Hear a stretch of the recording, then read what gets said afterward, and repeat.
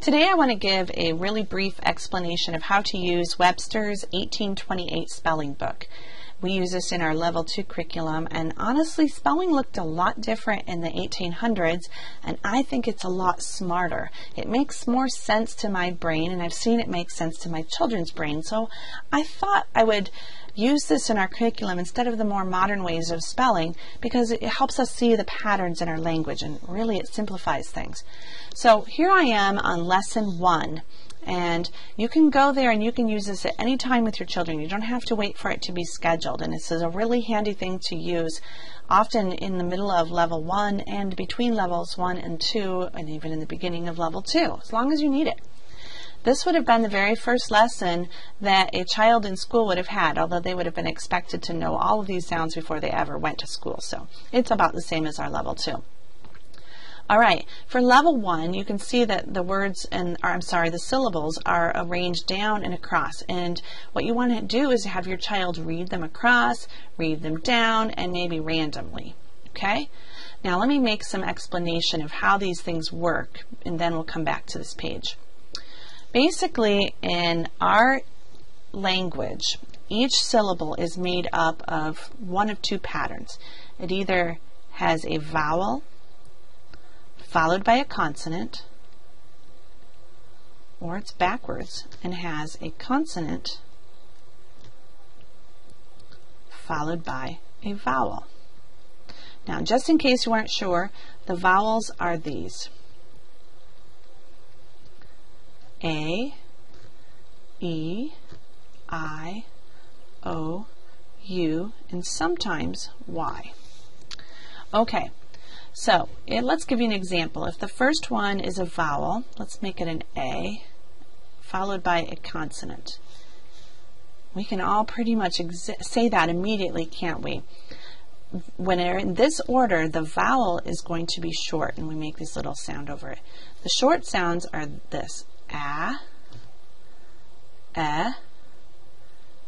E, I, and another I, but this one doesn't get used very often, so we'll just kind of do that. A, I, A. And to say this, we read from left to right: at. And now let's make it into a word: cat. Okay? Now, the other way is if the consonant comes first, followed by a vowel. In this case, when it's in this order, the vowel is long, or it says its name. That's the way we like to say it in our level 1. So if they all said their name: A, E, I, O, U, or this one, just like the I, can also say I. Okay? So let's give you an example. One example, and this one would be in the middle syllable, would be po-tay-to. Potato. Look at these. Po-tay-to. Isn't that cool? This one, let's make it longer. Cat, go, re. And this time it said E, which is this Y can say lots of different things. More like an I or an E. Okay. So, cat, go, re. Potato. Does you see how that works? Our language is divided up into these syllables. And once we realize that, and the spelling rules are very consistent, it makes life so much easier. Now let's go back to the spelling book. These all are going to say their name because the vowel comes after the consonant. See that? Consonant, vowel. So they're going to say their name. Consonant, vowel. Bay, bee, by, bow, boo, by. If we went down, bay, k, day, fay, k. this C line is probably the most confusing part for all people. They introduce it in lesson 1, but honestly, it can take up to a month for your children to learn it, and probably for you as an adult, you'll probably struggle with it forever. So just don't let it bother you. At the bottom of the page, it has the pronunciation guide, and basically you're going to say it like this: K, C, Psi, Co, Q, Psi. So the ones with the asterisks, you're going to say S, and without, it says K. So K, C, Psi, Co, Q, Psi. The rest of them are really easy. So it doesn't matter how many things are on here, okay? Bray, Bree, Bry, Bro, Brew. The C is not right in front of the A, it's the R that affects it, so we can just make the K sound. Cray, Cree, Cry, Crow, Crew. Pray, Pre, Pry, Pro, Prue. See how that works? Stay, Stee, Sty, Stow, Stew, Sty. Or you could go down. Stay, Skay, Fay, Tray. Right? They get harder and harder. You can even have your child spell them. You could say, spell the sound that says Fay. Your child would write F-A. Pretty easy. Now, let's look down what happens when we have this other pattern. The vowel consonant, like cat, and where it says the short sound. All of these have a vowel followed by a consonant. So they are going to make their short sound.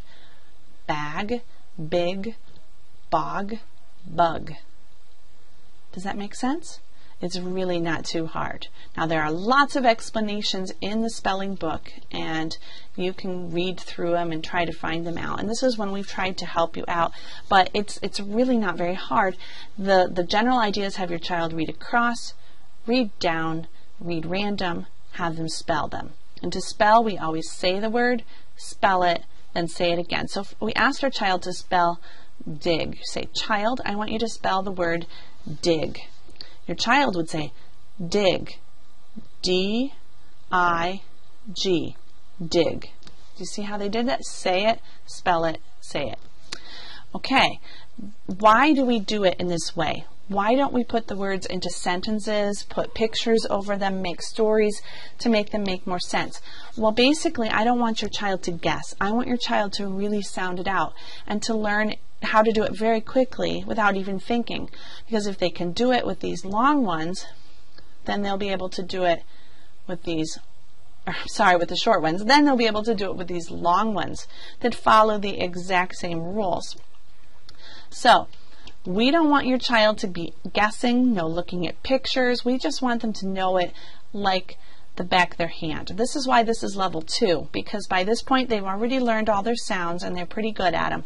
We just want them now to practice, practice, practice, and that's all level 2 is for, practicing.